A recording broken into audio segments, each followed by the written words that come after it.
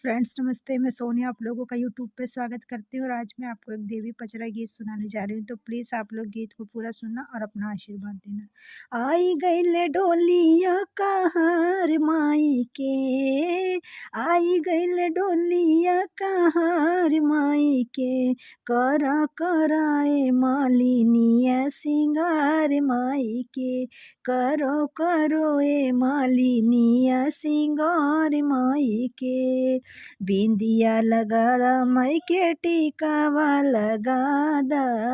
बिंदिया लगादा माई के टीकावा लगादा, सेंदूरा लगादा चटकदार माई के, सेंदूरा लगादा चटकदार माई के, करो करो रे मालिनिया सिंगार माई के, करो करो रे मालिनिया सिंगार माई के,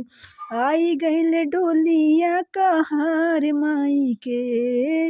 आई गइल डोलिया कहाँ माई के, करो करो रे मालिनिया सिंगार माई के, करो करो रे डोली मालिनिया सिंगार माई के, कंगना पहना द माई के चूड़िया पहनाई द, कंगना पहना द माई के चूड़िया पहनाई द, अरे मेहंदी लगा द चटकदार माई के,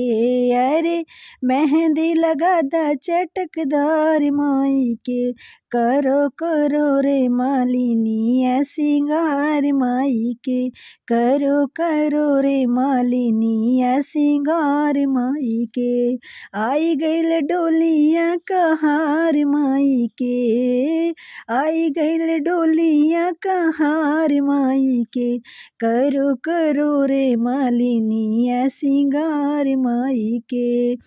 पायल पहना द माई के बिछुआ पहनाई द, पायल पहना द माई के बिछुआ पहनाई द, महावर लगा द चटकदार माई के, महावर लगा द चटकदार माई के, करो करो रे मालिनिया सिंगार माई के, करो करो रे मालिनिया सिंगार माई के, आई गइल डोलिया कहाँ माई के, करो करो रे मालिनिया सिंगार माई के।